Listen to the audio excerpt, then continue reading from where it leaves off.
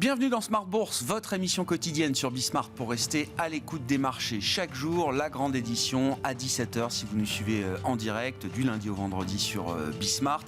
Le lundi, en supplément à 13h30 pendant une demi-heure pour évoquer les enjeux techniques de marché, notamment à travers le plan de trading. C'est Alexandre Baradez qui sera avec nous en plateau dans un instant, alors qu'on sent peut-être un peu d'épuisement dans la dynamique positive qu'on a observée depuis la fin du mois d'octobre et tout au long de ce mois de novembre qui aura été un mois positif, de rebond généralisé pour les fameux portefeuilles équilibrés, 60-40, 50-50, 70-30, bref, choisissez la pondération qui vous convient. En tout cas, on a eu un rebond à la fois des marchés obligataires et des marchés actions au cours de ce mois de novembre. Le rebond des actions est peut-être en train de s'essouffler un petit peu à ce stade, puisqu'on voit un CAC 40 relativement flat en ce début de semaine, à l'approche des 7300 points. Le plan de trading donc à suivre pour considérer tous les enjeux techniques de marché du moment et de cette fin d'année 2023. Nous ouvrirons évidemment le spectre de l'analyse au prochain mois et au prochain trimestre, à savoir la question des perspectives 2024.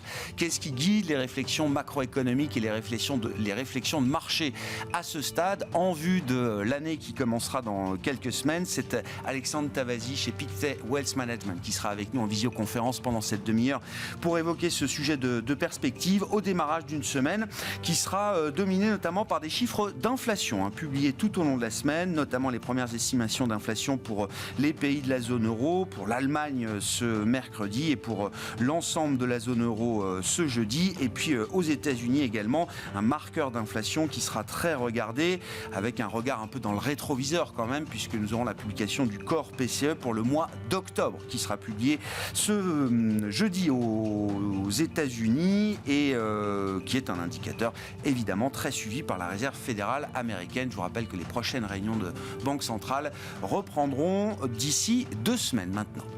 Votre programme avec IG. IG, bien plus que du trading. Une équipe d'experts à vos côtés.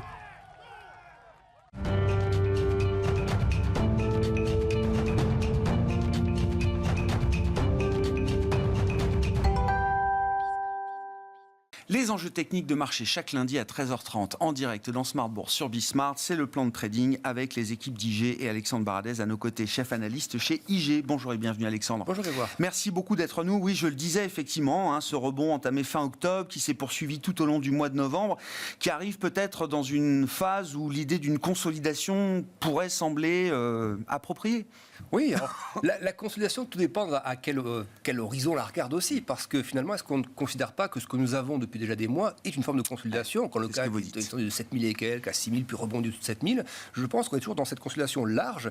La question est de savoir si sur la rampe des 3 dernières semaines, effectivement, elle doit un petit peu se poser. C'est vrai que cette rampe à la hausse, on la mesure du coup aussi à l'opposé sur la volatilité, qui est passée en gros sur le marché européen américain de 23 à moins de 13 en fin de semaine dernière, à 12,4, 12,5, ce qui est vraiment très peu pour la volatilité. On rappelle que les niveaux de faiblesse, c'est 10%, et quand on passe en dessous de 10, c'était les records historiques de faiblesse de volatilité qu'on avait atteint en 2018, avant qu'il y ait eu une phase d'explosion de volatilité derrière.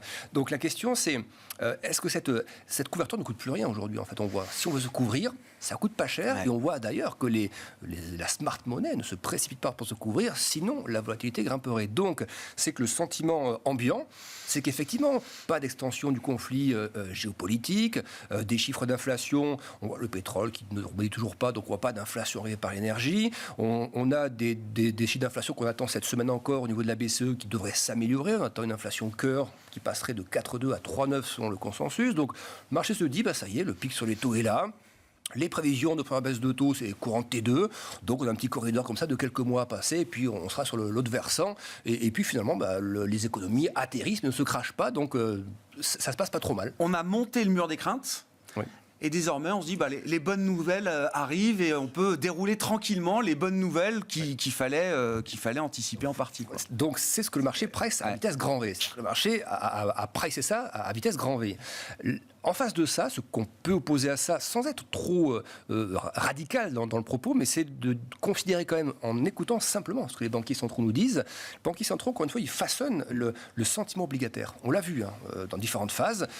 Et là, ce qu'ils veulent ils veulent convaincre le marché que les taux vont rester à un niveau élevé pendant un certain temps. Et toute la semaine dernière, nous n'avons eu que ça. Que des discours, aussi bien BCE que Fed. Certes, là-dedans, il y a quelques faucons, mais pas seulement. On avait aussi des discours plus modérés, mais tous, et même les minutes de la BCE elle-même, 6 minutes qui sont donc assez consensuelles forcément, nous montrent qu'en gros, c'est le dernier kilomètre qui va être le plus délicat. Alors Christine Lagarde, on l'a entendu aussi ce week-end pendant une interview, qui disait que oui, la BCE désormais a le temps d'évaluer les effets de sa politique monétaire, donc on comprend bien que l'effet pic sur les taux plafonds est en place. Ça, c'est le marché, il se nourrit de cette substance-là pour l'instant. Selon moi, qu'il volontairement met un peu sous le tapis pour l'instant, c'est l'effet récurrent de taux qui vont rester hauts pendant plusieurs mois, pendant peut-être probablement encore 6 mois, et les effets restrictifs, on le qualifie bien comme tel, ces taux, ils sont restrictifs sur l'économie, et donc le risque, à un moment donné, le marché, voyant les économies ralentir, notamment en Europe, attend des messages nettement plus souples, et que les banques centrales n'abondent pas tout de suite là-dedans. C'est pas parce qu'on dit qu'on n'aura plus forcément plus loin sur les taux qu'on abonde dans le sens du marché obligataire, et on a vu une réaction la semaine dernière, les taux sont un petit peu redressés quand même. On pourrait avoir un espèce de double effet qui se coule. Après la détente obligataire qui a marqué ces dernières semaines, attention, il y a toujours un risque de voir ces taux longs repartir à la hausse, en tout cas s'équilibrer un peu plus haut que les niveaux qu'on a pu constater, 4,50, 4,40 sur le 10 ans américain. Oui, c'est plutôt ça le scénario. C'est moins de dire qu'on va repartir vers les sommets et casser ces sommets. Les 6, les 7, voilà, tout ça, on a un peu oublié. C'était il y a 2 mois, 3 mois qu'on parlait de ça. Mais c'est pas si vieux, mais c'est autre chose parce qu'on ne voit pas. C'est moins crédible aujourd'hui. Voilà, on ne voit pas de source de rebond de l'inflation à ce stade, ni de Chine, ni des matières premières, ni de la demande. Donc c'est plutôt l'effet plateau qui est peut-être un peu sous-estimé, que les taux qui, on le disait, les taux courts américains, ils ont repris à peu près 2 tiers de la baisse post-inflationniste. Souvenez-vous, ce chiffre qui a fait encore grimper les marchés très fort, on a repris 2 tiers. Donc les banquiers centraux réussissent pour l'instant à amener le marché obligataire là où ils veulent. La question, c'est le marché action qui a une fonction de réaction forte par rapport aux taux. Est-ce qu'il doit du coup réagir à cet ajustement des taux ou pas? Et techniquement parlant, on va le voir sur les graphiques, d'amener à des zones un peu de confluence graphique. On voit, si on prend par exemple le CAC 40 à l'écran. Vision journalière. Oui, vision journalière, mais volontairement dézoomé parce qu'on voit bien tous les gros niveaux. Je les zoome sur plus de 10 ans, même si le graphique est en journalier. Pourquoi? Parce qu'on voit qu'on était post-suprême dans un énorme canal très tendanciel, duquel on sort par le bas pendant le Covid, excès baissier, puis on sort par le haut, excès haussier, excès de valorisation, excès de tout ce qu'on veut. On va retaper le bas du canal en 2022. On en ressort par le haut, excès haussier à nouveau sur la Chine, trop d'anticipation sur le rebond de la Chine. Et puis on réintègre tranquillement le canal. Et là, ça y est, on en ressort à nouveau. On en ressort et on vient chercher une petite oblique. Alors elle paraît pas grosse comme ça, mais elle relie les sommets de juillet et d'octobre. Donc c'est quelque chose d'assez tendanciel sur plusieurs mois. Et donc on essaie, donc c'est plutôt une preuve de résilience. On peut pas dire l'inverse.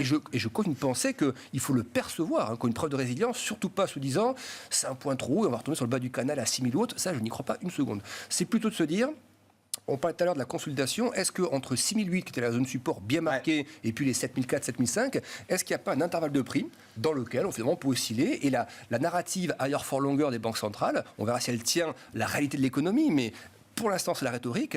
Est-ce qu'elle ne peut pas obliger les investisseurs, avec des rendements plutôt sexy à côté, le cash toujours bien rémunéré? Oui, des valeurs sont beaucoup tombées, on parlait du luxe ou autre, mais est-ce que beaucoup tombé veut dire qu'on rebondit en V tout de suite? On peut aussi avoir des phases où le marché se consolide, voilà. Et puis, regardez les stats sur la Chine, si on prend l'exemple du luxe, les stats haute fréquence sur la Chine, sur la consommation, ne montrent pas de nouvelles dynamiques particulières. Donc, probablement un T4 de même nature que le T3 pour ce secteur-là. Donc, est-ce qu'il faut repartir en V, même si on sait que le luxe, ce n'est pas tout le CAC 40? Moi, j'aurais tendance à penser qu'on peut effectivement passer 7003, un petit peu naviguer un peu au-dessus, mais il me semble que la moyenne 200 jours, c'est la moyenne qui est en vert, la moyenne de prix en vert, elle est à 7240. C'est une moyenne très, très importante, celle-ci. On passe souvent en dessous et au-dessus quand il y a changement de tendance. Il y a une phase, on le voit ici en 2015-2016, où on a travaillé cette moyenne pendant des mois et des mois. Et je me demande si la phase qu'on a actuellement, taux, macro, qui ralentit aussi, eh bien, fait qu'on ne peut pas rester un peu au contact, sur une espèce de zone pivot, cette moyenne. On passe un peu au-dessus, 7003, puis on va revisiter peut-être les 7100, 7000. Voilà, moi je verrais bien un scénario un peu latéral se dérouler comme ça, mais qui sera quand même capé à la baisse par du 7008, du 6008, et je vois pas pourquoi on ira en dessous. Voilà. Cohérent avec les indicateurs un peu fondamentaux. Alors parfois le marché est décalé par rapport à la réalité fondamentale.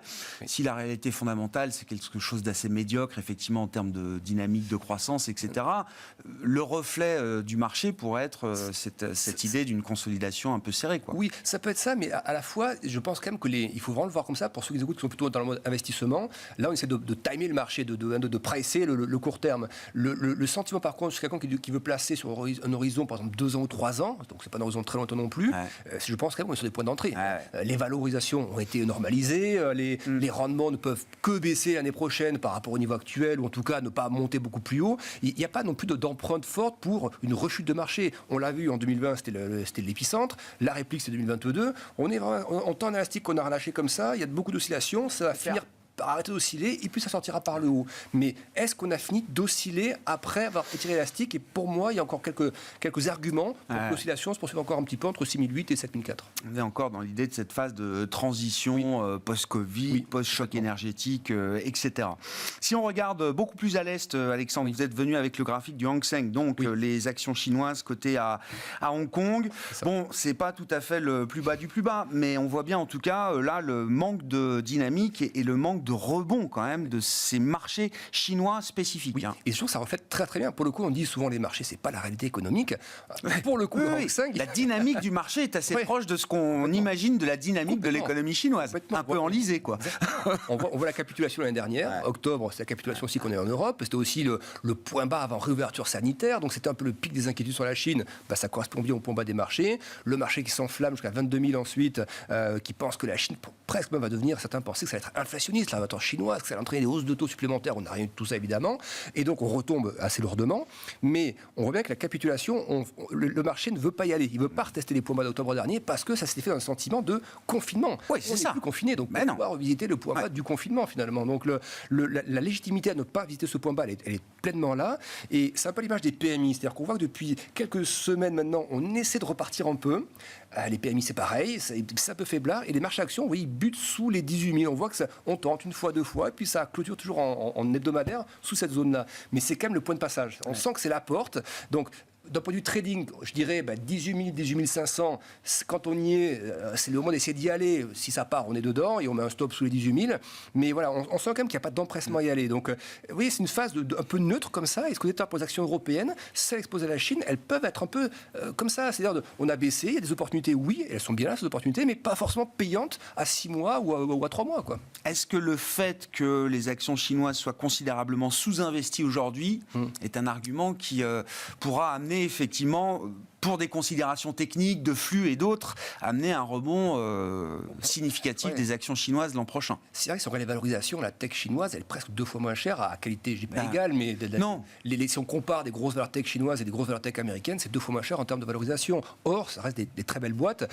On voit que la Chine visite aux États-Unis, on essaie d'arrondir les angles. Il y a pas mal de soutien aussi. On voit que les banques chinoises sont autorisées à reprêter, alors c'est certains types de prêts, mais à reprêter aux promoteurs immobiliers, même les plus fragiles, type Country Garden, par exemple. Donc, ça montre quand même que on veut pas de collapse, quoi. Voilà, on veut pas de collapse. En Chine, personne ne veut ça.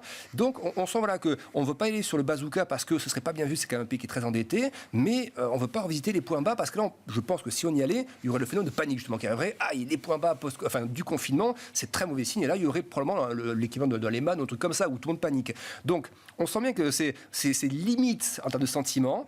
Donc, c'est un peu trop tôt pour essayer d'aller fortement. Mais oui, les valos sont attractives. La Chine fait ce qu'il faut pour arrondir un peu les angles, mais il manque peut-être le catalyseur. Donc il faut attendre ça, peut-être la news qui nous fasse passer un peu brutalement à 18 500 et au-delà, quoi. Puis on verra, plus globalement, on voit que novembre est un mois de détente du dollar et que quelques jours, quelques semaines de détente du dollar soutiennent les actifs émergents dans leur ensemble. Alors on ne le voit pas là sur le graphique du Hang Seng, mais les actions émergentes dans leur ensemble ont mieux tenu et en relatif à d'autres marchés développés ces dernières semaines. Et ça, on l'a vu ensemble avec le graphique du MSCI Emerging Markets, où justement, oui, c'est des points d'entrée clairement qui sont là sur du moyen terme, mais il manque effectivement des catalyseurs. C'est effectivement une inflation américaine qui accélérerait son repli, un dollar qui accélérerait son repli, des chiffres sur la Chine, des PMI qui accéléreraient sur la partie manufacturière, des bons chiffres d'export ou moins mauvais. Voilà ce genre de trucs. Et là, si l'indice parle dessus, voilà, là on peut rentrer plus. Un marché qui a besoin d'évidence supplémentaire, de preuves supplémentaires. Bon, terminons avec le S&P 500.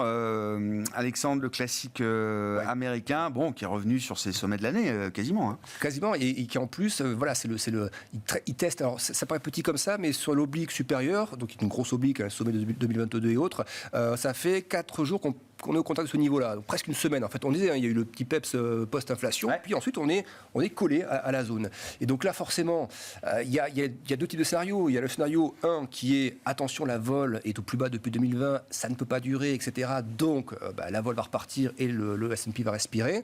Et il peut y avoir une hypothèse un peu médiane. Moi, je me demande si c'est pas ça qu'il faut un peu viser. C'est-à-dire que la vol à 12 et quelques, c'est peut-être un peu bas, mais on sait, attention, ça c'est un piège, il faut faire attention, on sait que la volatilité peut rester un mois, 2 mois, entre 12 et 15 par exemple, et le marché monte. C'est pas parce qu'on est bas sur la vol, c'est pareil, c'est pas du V à chaque fois, on peut rester bas, le marché peut monter, puis ensuite il y a la vol qui repart un petit peu. Donc je pense qu'on peut travailler un peu cette zone de résistance, passer un peu au-dessus, etc., mais sans forcément que ce soit, vous voyez, la porte ouverte au sommet historique, vous voyez, fin 2021, début 2022, qu'on reprenne en ligne droite. Je pense qu'il peut y avoir un petit peu de bear trap, et là aussi je trouve que des arguments plaidant pour le fait de rester un peu dans cette espèce de gros biseau, il y a le biseau rouge comme ça qu'on voit plus large, et puis il y a le support en violet. Je dirais que si on veut tenter de jouer un peu la contre-tendance sur le marché, le faire sur le niveau actuel me paraît dangereux. Si ça casse, on peut aller plus haut, donc dans la palissade.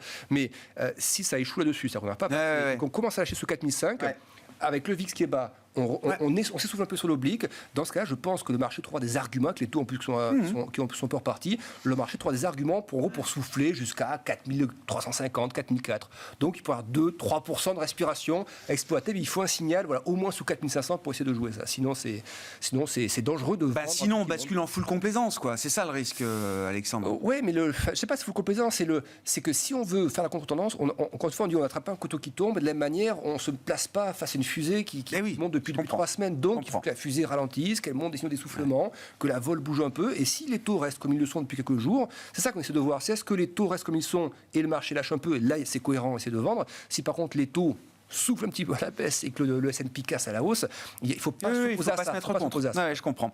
Compliqué. C'est une phase importante. Non, mais c'est sûr, c'est une phase compliquée et beaucoup nous ramène à chaque fois, encore une fois, et toujours au taux et notamment au taux long de marché aujourd'hui. Merci beaucoup, Alexandre. Alexandre Baradez, avec nous chaque lundi à 13h30 pour le plan de direct de Smart Bourse. C'était votre programme avec IG. IG, bien plus que du trading. Une équipe d'experts à vos côtés.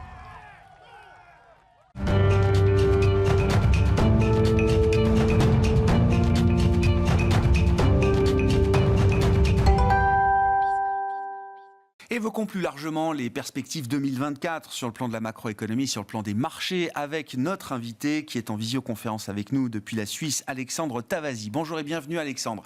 Ravi de vous retrouver. Merci beaucoup d'être avec nous. Vous êtes responsable CIO Office et recherche macro chez Pictet Wealth Management.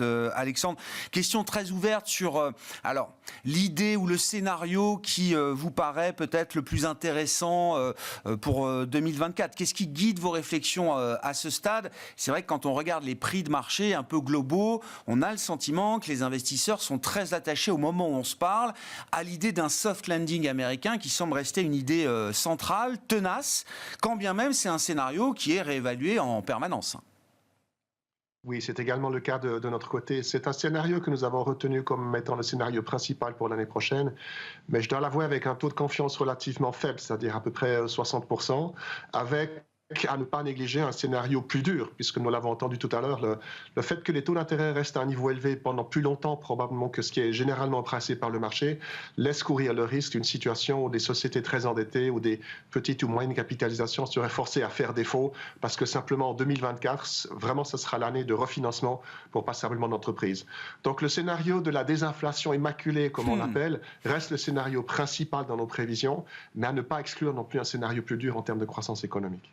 Est-ce que c'est ce qu'on voit dans le pricing des baisses de taux dans le marché, Alexandre? Comment vous regardez ce calendrier? Alors évidemment, ce sont des anticipations qui sont amenées à bouger, bien sûr, qui ne reflètent pas forcément les convictions des uns et des autres. C'est un agrégé de convictions, on va le dire comme ça, Alexandre. Comment vous regardez ce calendrier de baisse de taux qui est anticipé pour 2024 par les investisseurs aujourd'hui? Je dirais légèrement trop optimiste. Dans nos prévisions, nous avons calé la première baisse de taux d'intérêt au mois de juin de l'année prochaine.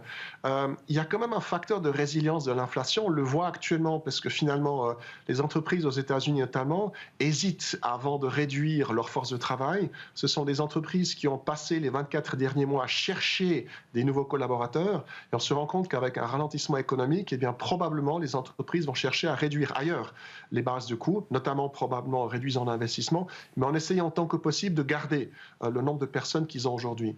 C'est un élément du support pour la consommation, bien évidemment, mais c'est un élément également du support pour l'inflation, puisque la consommation se tiendrait bien. C'est la raison pour laquelle nous pensons que les premières baisses de taux d'intérêt interviendraient, mais pas avant le mois de juin de l'année prochaine. Donc nous sommes un peu en décalage par rapport à ce qui est aujourd'hui anticipé par les marchés. Petite question subsidiaire dans la course aux baisses de taux. C'est une question que j'aime bien poser parce que je sais qu'il y a une séquence historique qui veut que la Fed soit leader à la fois pour les mouvements de hausse de taux et pour les mouvements de baisse de taux. Mais est-ce que dans le monde actuel, il y a une histoire qui permettrait à la BCE de trouver des arguments suffisants et un consensus suffisant pour peut-être entamer les baisses de taux? Alors, avant la Fed, ou en tout cas ne pas prendre trop de retard par rapport à une Fed qui déclencherait des baisses de taux au cours du mois de juin, pour reprendre votre scénario, Alexandre? La réponse est oui, parce que dans notre scénario de croissance économique en 2024, l'Europe sera légèrement moins bonne qu'aux États-Unis. Nous avons des prévisions de croissance de 0,8% aux États-Unis, de 0,6% en Europe. Et nous devons constater qu'en Europe, les grands blocs économiques sont faibles aujourd'hui. L'Allemagne a un sérieux problème de modèle d'affaires, étant donné qu'elle n'a plus accès à de l'énergie de façon aussi bon marché qu'auparavant. La France est également un problème avec finalement les pays qui étaient les pays problématiques il y a 10 ans, qui sont en train de mieux se comporter aujourd'hui. Donc si nous devions avoir une faiblesse plus marquée encore en Allemagne, ceci ouvrirait probablement la porte à la BCE pour baisser les taux d'intérêt plus rapidement. Et puis l'inflation en Europe est moins tenue qu'aux États-Unis, ce qui permettrait effectivement, dans le cas d'une baisse de l'inflation aux environs des 2%, à la BCE probablement d'agir avant les États-Unis. Comment vous regardez justement alors le modèle d'affaires allemand? Donc évidemment il y a eu le ralentissement de la mondialisation, on va dire ça comme ça, le choc énergétique avec l'invasion de l'Ukraine par la Russie, et puis il y a la question budgétaire qui devient là aussi une partie du modèle allemand qui est en train d'être fragilisée considérablement puisqu'il y a des règles constitutionnelles en Allemagne. Alexandre, ce qui se passe autour du debt break, de la règle d'or allemande et du besoin quand même de réaliser des investissements d'avenir importants. Là, on parle d'une enveloppe de 60 milliards qui devait être réallouée à la transition énergétique, pour dire les choses simplement. Alexandre, c'est un corner qui concerne l'Allemagne en tant que telle. C'est quelque chose qu'on va retrouver plus globalement dans la gestion des finances publiques et les questions de finances publiques au-delà de l'Allemagne et au niveau européen? Alors c'est un vrai problème pour l'Allemagne parce qu'on doit retoquer le budget 2023, vous l'avez mentionné, donc effectivement le frein à l'endettement va devoir être enlevé pour le budget 2023. Ça pose la question du budget allemand 2024 parce qu'on ne pourra probablement pas faire les dépenses fiscales qui avaient été anticipées, donc c'est un facteur de ralentissement en termes d'investissement fiscal. Mais le problème va se poser aux États-Unis également, puisqu'on a un déficit américain maintenant qui est au niveau le plus élevé si on enlève la pandémie, donc c'est un problème qui est important. Et on a un déficit important aux États-Unis alors qu'on est en situation de plein emploi. Ça ne s'est encore jamais passé. En historique, chaque fois qu'on était en situation de plein emploi, le déficit s'était résorbé. Et si on met ceci en accord avec les élections américaines qui auront lieu au mois de novembre, la question de la situation fiscale des États-Unis va venir. Et on le voit dans le marché, puisqu'à chaque fois qu'on a une échéance d'émission d'obligations du gouvernement, on voit que l'or commence à bouger, que le dollar a certaines hésitations. Donc c'est un facteur qui aujourd'hui est difficile à évaluer dans le marché, mais qui va certainement être un des facteurs essentiels pour l'évolution des taux longs en 2024. On est au moment, Alexandre, où le regard du marché vis-à-vis de ces programmes d'émission de dette publique est en train de changer. Le marché a été très satisfait de voir quand même une politique budgétaire très agressive pendant ces dernières années. Ça a été positif pour la croissance, ça a été positif pour les marchés d'actifs risqués, les marchés actions. On arrive à un moment où le regard va changer un peu ? Très probablement. En fait, depuis le mois de juin de cette année, on a vu une reconstitution de primes sur la partie longue des taux d'intérêt aux États-Unis. C'est la fameuse prime à terme qui fait que simplement, si je décide d'investir dans un pays qui a un problème fiscal, je dois être mieux rémunéré pour le fait d'acheter une obligation à long terme, en l'occurrence ici de 10 ans, par rapport à une obligation à court terme. Il est très probable que cette prime va continuer à se reconstituer en 2024, ne serait-ce que pour la raison suivante.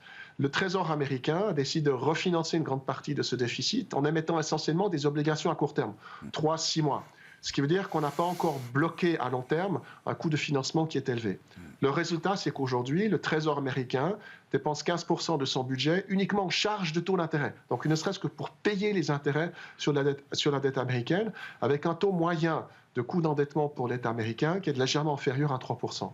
Si le gouvernement américain devait commencer à émettre des obligations à long terme, on bloquerait un coût de financement beaucoup plus élevé, avec des conséquences simplement qui seraient qu'on devrait dépenser une partie plus importante du budget pour les intérêts de la dette. Donc c'est quelque chose qui jusqu'à maintenant a relativement bien fonctionné, mais il est probable que l'année prochaine, la situation sera différente. Bon.